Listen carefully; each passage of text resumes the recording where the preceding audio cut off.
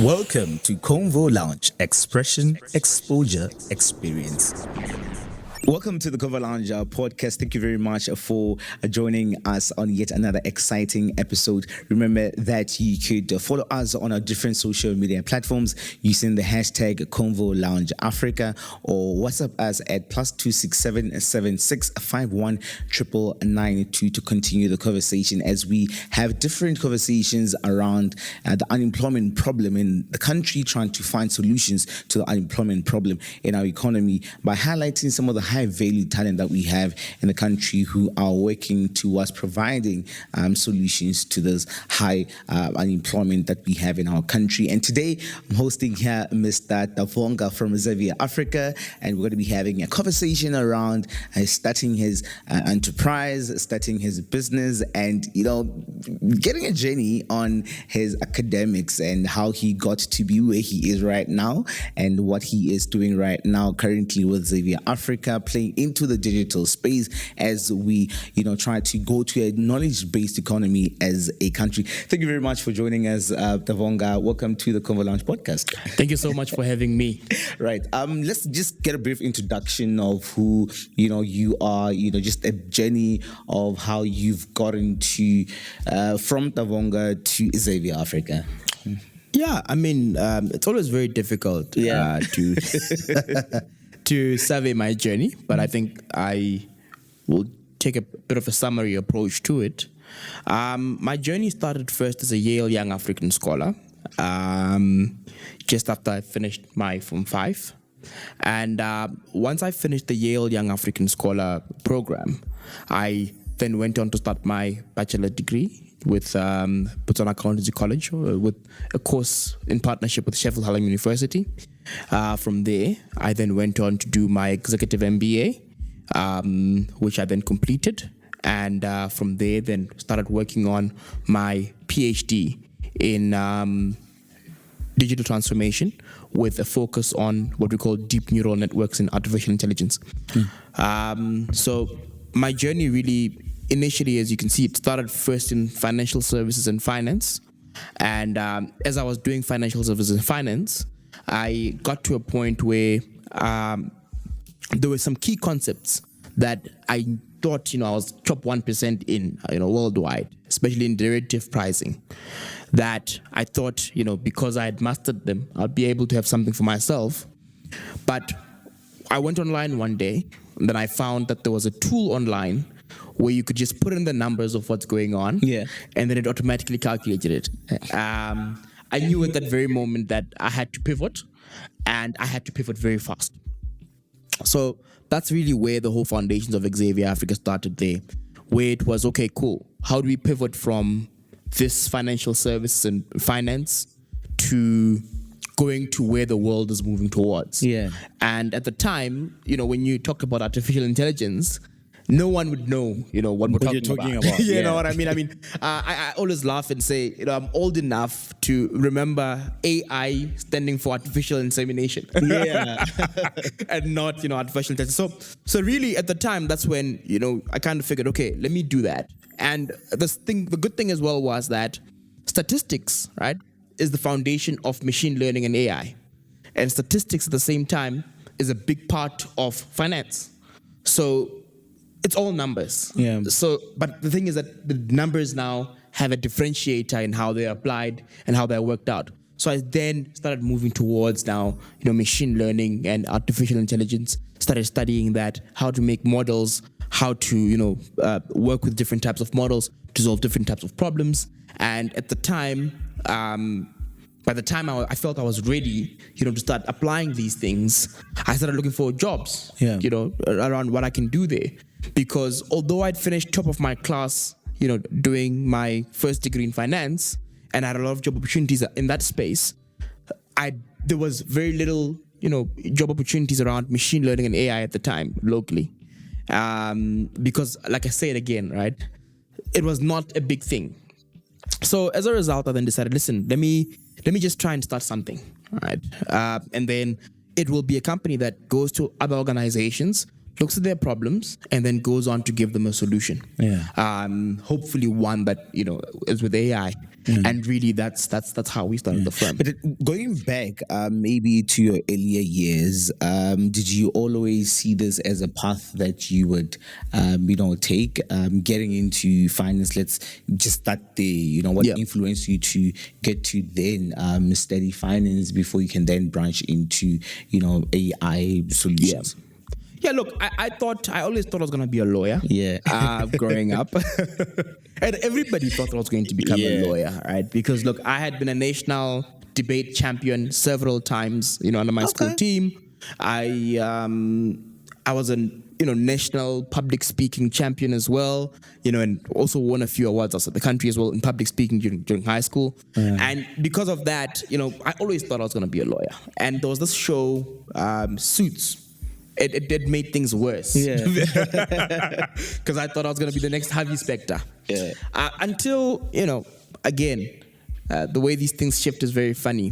When I was in Form 4, I then watched, there was this time, in Suits when the investment bankers were fighting against the lawyers. And the investment bankers kept winning over and over again.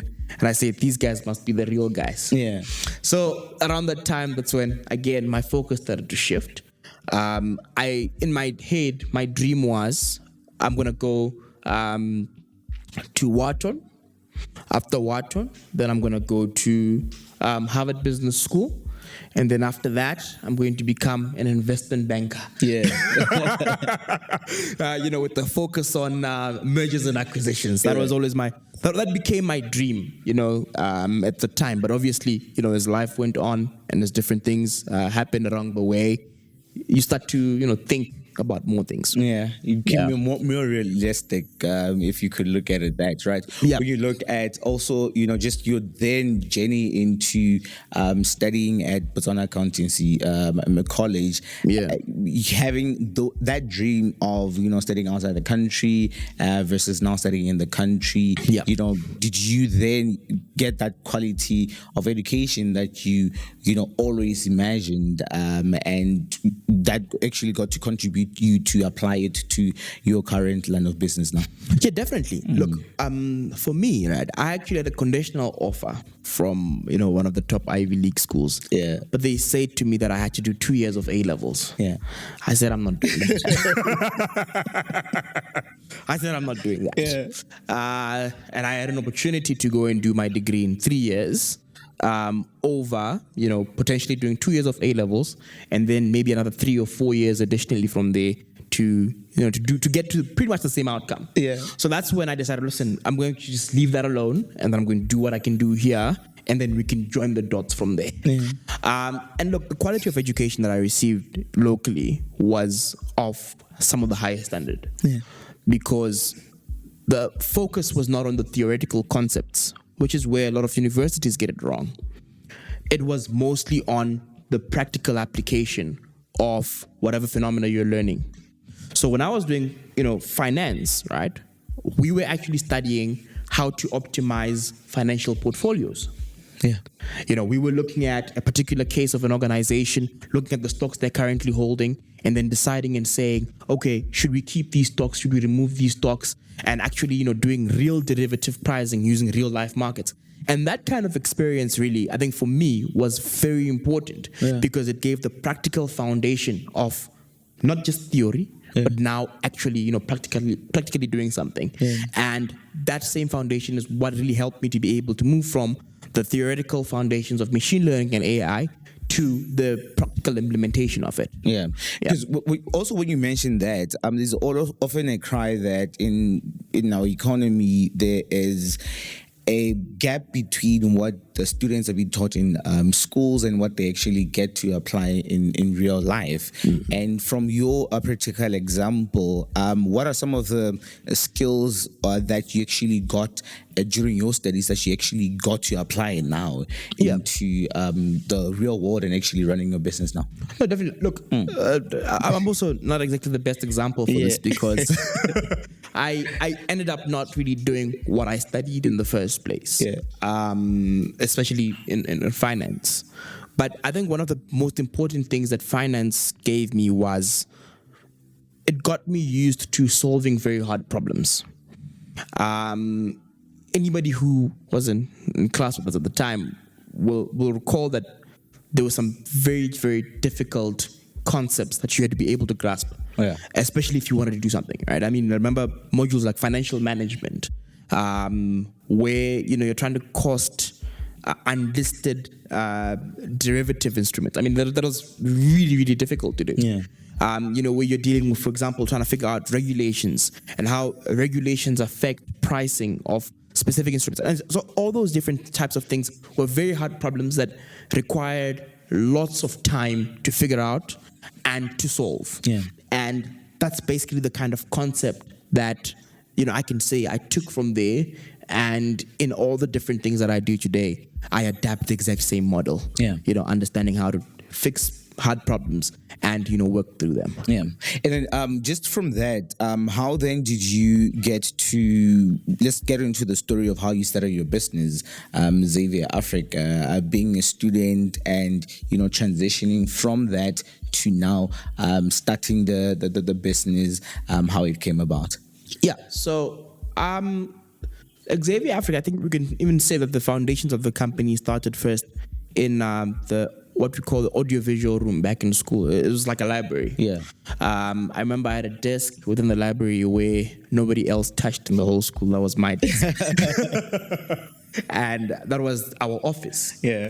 For a very long time before we could afford to get an office. And I think the foundations of the company started before we even named it or before it even existed. Yeah. When I was in second year of university, and what I'd just try to do is I'd go around, talking to different organizations, and I'd ask them, listen, I can build this thing for you. We can put this and that together for you. Just give us an opportunity. You can pay us if it works. Yeah.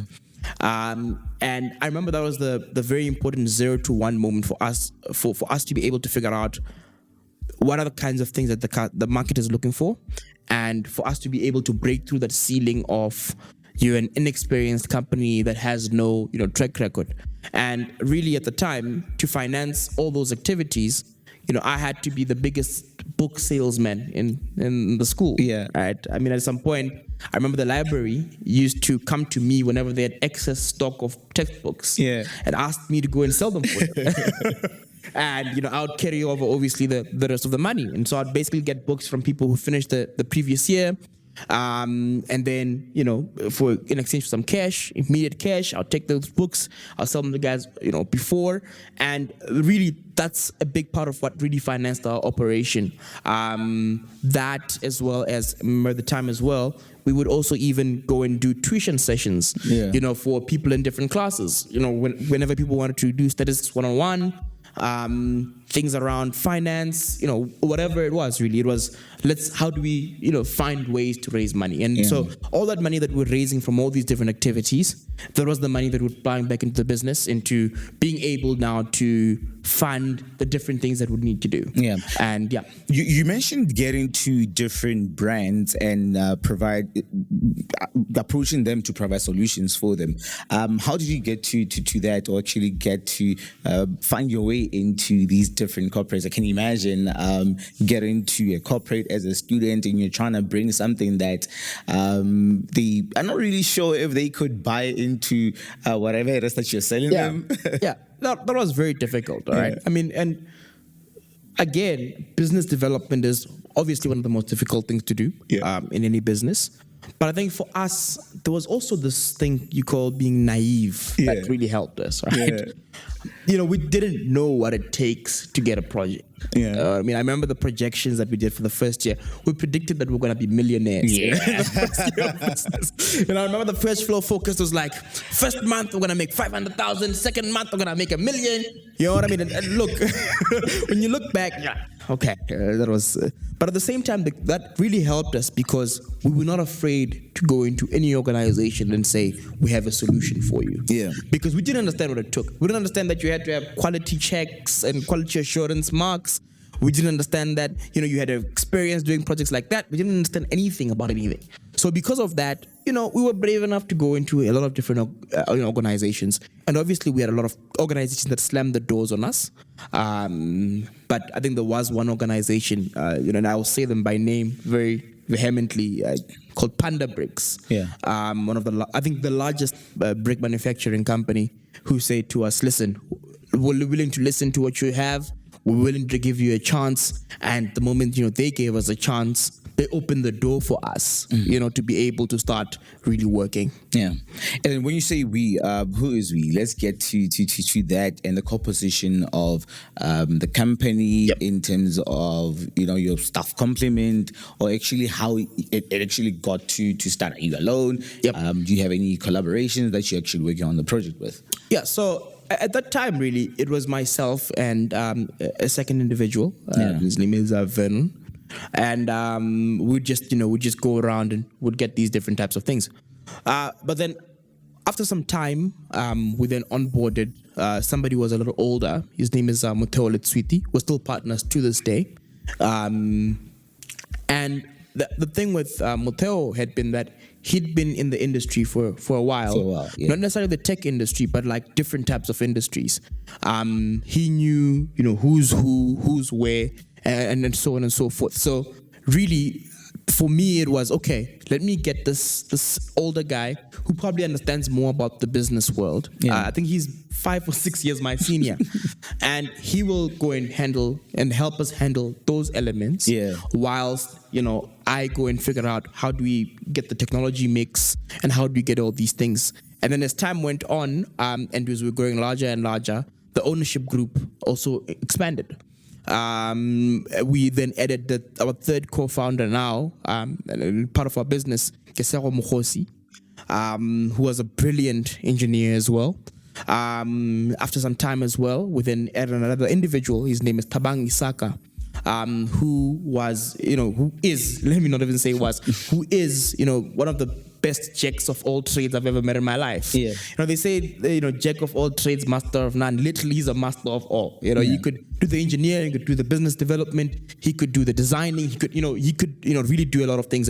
And so we then, initially he started off as an employee, just like Kesero did as well. But eventually, as years went by, he then went on to join the ownership group. And then lastly, we then had another guy, Prince Apia as well, who was an excellent engineer. And we thought to say, listen, because he's been with us for about 5-6 years, let's also bring him to the ownership group. So that's how the ownership groups looks like. And since then, obviously the team has grown. I think right now we've got about 25 people who are currently working for the organization. And we've got an office here in Gaborone Finance Park. We've got another office in Johannesburg, a place called Rosebank. And we are also in the process of finalizing our third office in Harare in Zimbabwe. Okay, cool stuff. Let's go for a quick break. When we come back, we're going to now delve into understanding, the solutions that now your company is bringing to the economy, and get the dear listeners to understand exactly what Xavier Africa is. Let's go for a quick break. When we come back, we're going to continue here on the Convo Lounge podcast. Convo Lounge, expression, exposure, experience. Welcome back to the Convo Lounge podcast. Remember that you could follow our conversation on different social media platforms using our hashtag Convo Lounge Africa. Just give us feedback using our WhatsApp line +267 7651 992, so that we could have the different conversations around the unemployment problem in the country, as we continue to shed a bit of light on some of the high value talent that we have in our economy. And today we're talking to Tavonga, or Xavier Africa, just to get to understand more about his business, with the solutions that they are bringing with Xavier Africa. Maybe we could start off, continue the conversation there, to get now to understand, your company holistically in terms of what it does, the solutions that it provides. You mentioned that you have about 3 offices now. You're going to your 3rd office in Harare, Zimbabwe, and take us through, some of the solutions that you provide as a company. Yeah. So, like I said from the beginning of the conversation, the focus for us from the very beginning was, how do we create solutions for existing problems? Yes. Right. So, from the beginning, that was the root of what it is we're building. And so because of that, we then started going into different organizations, and our foundations were in bespoke software development. So what we'd do from the beginning was we'd go into an organization and then intimately understand the operations of the business, and be one with the goals and targets that they had. From there, would then go on and create bespoke software that would get them to where they're looking to get to. So if they were looking to, for example, increase sales, this would mean that they need more collateral that would help them improve their visibility and, the brand and organization. You know what I mean? So that would mean that probably you need to build, websites, you need to build web funnels, chatbots, and so on and so forth, and the technologies that would help in driving that. If an organization was looking to become more efficient, what you'd do is you'd first of all work on what we call business process optimization,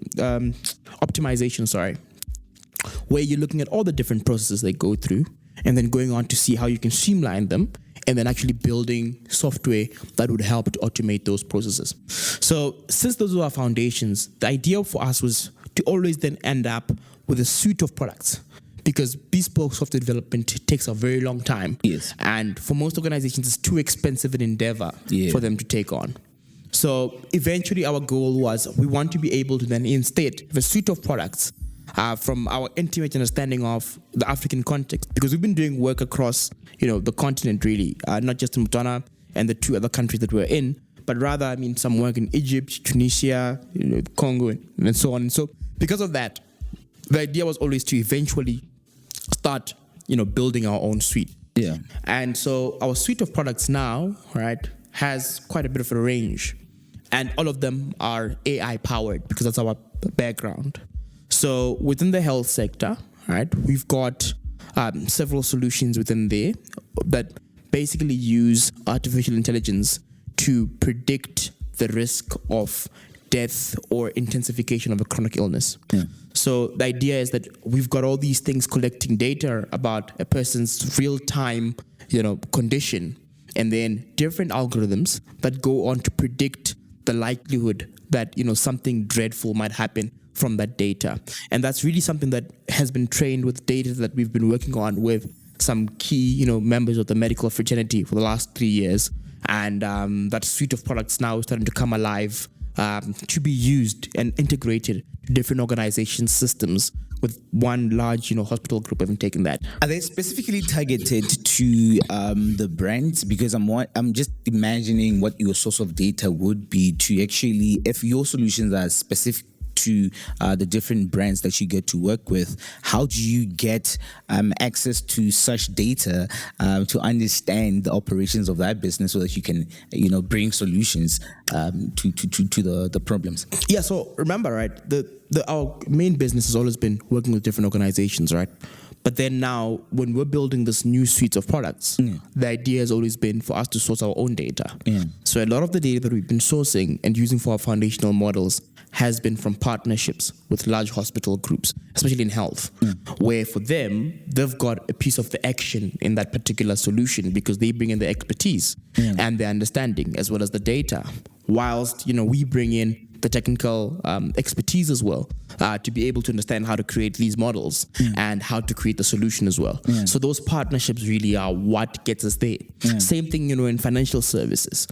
All the work that we're doing within financial services and the foundational AI models that we've created within that industry and are now retailing and basically distributing have been as a result of partnerships as well with organizations within the industry already. We've got the data and the expertise. Same thing in education, working on different, projects within education as well and products with the same kind of, foundational thought to say, we partner with organizations that have the expertise and distribution whilst we bring in, a lot of the expertise in building the models as well as building scalable systems. Yeah. That's been our model, really. Yeah. Earlier on, you mentioned that you are currently pursuing your PhD. Let's talk about that. Why the need to, go for a PhD degree? Something that is not really, common for. I think for your position right now, you have so much that you are dealing with, right? Expansion of the company and so on and so forth. But why incorporate studying for your PhD degree in all of the mix? Yeah. So we go back to again my story, right? I am in heart an academic. Yeah. All right. If you go back into my family as well, right? My mom and my dad are academics. They're lecturers. Okay. If you go back an even further step, my grandfather was a head teacher. So for me, education is a very key proponent in everything that we do, and a high quality education as well as academic excellence. So because of that, for me, I always had this problem where, yes, I am a certified AI practitioner. Yes, I am a certified digital transformation specialist. However, I've never really had a degree of sorts. All these are certifications, but I've never really had a degree or professional qualification in this particular field. Yeah. And so for me, it was, listen, I'm always all these different things that I have to struggle to figure out and put together. These are things that, there's theories about this. There must be some academic theories around it. So I felt, although I have the professional qualifications, in those spaces, I now need an academic background in academia. Yes. And to work within an environment of very vibrant researchers for us to actually now start to work on breaking new ground on things that have never been done before. Because remember, when you're working with corporates, they want things that have been done before, things that have evidence, behind them. So that's why, I really had to feed my intellectual curiosity, in going to that direction. Yes. How then is going to contribute to your startup right now, your line of research, even just specifically your topic of research? Is there something that, the findings you could possibly then use and implement in your startup? Or So one of the big things that have been happening is that I've been slowly moving out of our Botswana business and more into, going out to build a broader business. And so as I've been doing that, this has also been giving me now a background in which I'm looking to compete with the best of them. Not only, locally and regionally within the SADC region, but if I am pitching or working against maybe, for example, a McKinsey or a BCG or any of the large organizations, Accenture, whoever, within this field, my goal is to be able to make them dance. Yeah. And to be able to actually really, build a very strong business. So for me, this PhD direction was a very important one because I had to be able to get to the very cutting edge of technology. Yeah. So, for example, the work that I'm studying in deep neural networks is actually around figuring out how to automate a lot of tasks that we do in our day-to-day business, but from the cognitive perspective. Yeah. So beyond just, we've always known that, AI is eventually going to be able to do the routine, day-to-day tasks, very well. But the idea was, how do we actually enable AI now to simulate the way that our brains work in order for the computer to be able to make decisions, to be able to have cognitive parts, and to not only be able to have attention-based models, but even to be able to have what you call intuition-based models, where you can sort of hardwire intuition into AI. So those are some of the things that I'm trying to now figure out within that space. Yeah. And in that work that I'm doing there, my hope is then to be able to contribute to a new era of knowledge that with Xavier Africa, we can be able to eventually monetize and grow out of proportion with. Yes. And talking about, expanding from Botswana into the rest of Africa and globally, just a few weeks ago, you won the pitch battle at the Forbes Africa Under 30 Summit. Right? Let's talk about that.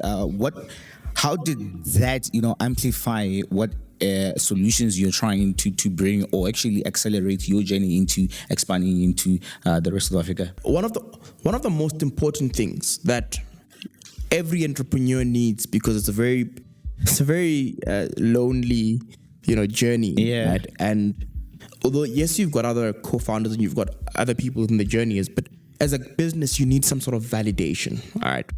We've won, different types of awards, locally, regionally, and so on. But we've always felt like, okay, maybe are we really who we think we are? Yeah. Not necessarily, are we there per se, but like really in terms of like what we're working on does it really have, significance in the world? And so what the Forbes 30 under 30 pitch battle really helped us with was to help us understand that we can compete with the best of them right here from Gaborone in Botswana. Yeah. You had people, from China, from the US, from India, from Botswana, from South Africa, from all over the world, really, not just, people within Africa who were pitching within that pitch battle. Yeah. And, within our category, we were able, to really dominate, in that particular section and circle. And we were able to really get validation that we are in the right direction in terms of where we are in the cutting edge of technology, as well as, where we're going. Yeah. And, that really helped us with a great foundation, to be able to start breaking ground in newer markets, as well as, improve our what's that word? Our desirability, if I can say, as a business. Yeah. So that's really been a great endeavor that we went through there. And then talking about that, getting to the rest of the world,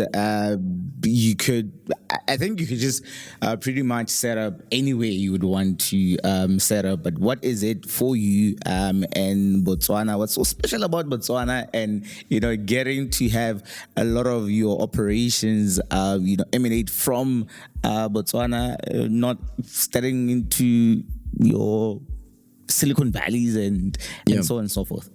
Yeah, look, I'm gonna take this as important as it is for us. Yeah. And I've always said that our ambitions as a company are continental. Yeah. Right? And for us, we're going to have presence in at least 80% of the most important markets within the African continent within the next 5 to 6 years. Yeah. I mean, that's what we're doing and endeavoring towards. But no matter how many countries we're in, no matter where we're going to be set up, Botswana will always be our headquarters. Yeah. And the reason why Botswana will always be our headquarters is because it is Botswana and Botswana who took a chance on, very young, 18, 19-year-old boys who said, look, we've got a vision of, and imagine, 18, 19-year-old skinny child. I mean, now I'm a little bigger now, but skinny 18, 19-year-old and saying, I've got solutions for your business. Yeah, it's like you can up with some... Yeah, and I mean, you're talking to experienced, business professionals, but the local society took us, incubated us, accelerated us, and contributed deeply into our journey. Yeah. You look at organizations like BDIH, for example. Organizations like Government Online, for example. These are institutions that have really, taken us and, continue to equip us with how we can be able to get to the next level. And that's really, what we've needed, as an organization. And nowhere else in the world would you have had, that level of support and that level of strengthening that you need. And so for me, I'm deeply, deeply, deeply grateful for the station. Yes, because when you've been talking about that, you are not a Botswana yourself. You're Zimbabwean, and coming from that and actually being too rooted in Botswana, collaborating with other Botswana.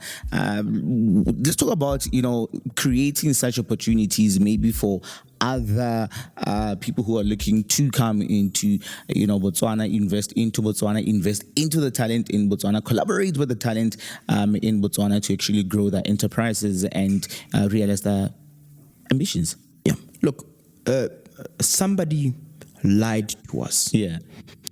Somebody lied to us and told us that Botswana are lazy. Yeah. And I don't know who it was, but they ran with this perception over and over and over again that almost everywhere you go, you will hear somebody saying Botswana are lazy. Yeah. That is a lie. We, as an organization, right, about 95% of our organization are young Botswana. Yeah. Young Botswana who all they wanted was an opportunity. All they wanted was, the right knowledge and learning. All they wanted was, to be given a push to be able to go after their dreams, and they would go on and do what they have to do. Yeah. And that's what we've witnessed, with other, guys that we've worked with. I mean, we've worked, for example, with Muteo 6-7 years now, for example, with no issues. With Kasero, 5-6 years as well. And, the rest of the team as well. Yeah. So that's really where, for us, we've had an alignment of values beyond culture and into where do we want to go as a people and where do we want to take the continent as a whole. Yeah.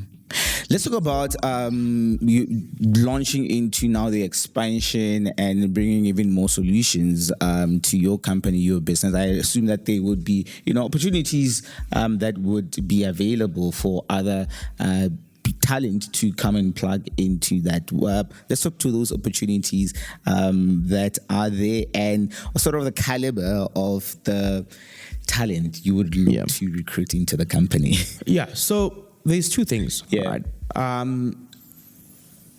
Xavier Africa we've been building what we call the Xavier Academy for the last couple of months. The idea has been that a lot of the skills that we need within a staff complement, if I can say, are pretty deep technically, if I can say. So because of that, it's always been very difficult to recruit, because for you to be able to get that level of skill, you'd have had to, spend a long time grasping a lot of these key things. So we're introducing the Xavier Africa Academy, which the idea is to take somebody who's just finished school, take them through a 6-month, very rigorous program for them to be able to have some of the key skills they need to be able to start with. And that is a testament to what, our values have always been. We've always said our hiring policy is simple. We hire for evidence of exceptional ability. And when we hire for evidence of exceptional ability, we're saying all we demand from you is that either you're going to show us a first-class degree within wherever institution you learned in, or you show us evidence of exceptional ability. So, for example, you might not have gotten a first class in school, but you built a system, for example, that could do XYZ tasks, or you self-taught a very complex programming language, or you self-taught something, but just show us that you've got evidence of exceptional ability. And that's the kinds of people that we work with, because without a dedication to exceptional ability and capability within our kind of environment, you'd really, really struggle. Yeah. Yeah. Tavonga, thank you very much for coming to the conversation and the podcast. And we could have a lengthy conversation about this, but I'm sure that we will continue, interacting more and seeing how, we could collaborate into, building the solutions, because eventually we want to really solve the unemployment problem that exists within our economy. And I think it's not really so far where we are getting. And thank you very much for coming through to the show. Maybe your parting words to our dear listeners, just to remind them about your company, where you could be found, and yes, the opportunity is yours, man. Yeah. No, thank you so much. So yes, Xavier Africa, we're headquartered here in Botswana. Like I said earlier on, I'm slowly, disinvesting out of Botswana myself and moving to our other ancillary markets. So I won't be as around, in the local market. However, we're located right here in Finance Park. You can find us on our website, www.xavierafrica.com. So that's XAVIER Africa.com. And really, really, we're looking forward to working with as many people as possible. Thank you very much also to you for tuning into the conversation today. I do remember that you can continue engaging on these conversations further on our social media platforms using the hashtag Convo Lounge Africa, or just send us a WhatsApp at +267 7651 9992. Bye. Convo Lounge. Expression, exposure, experience.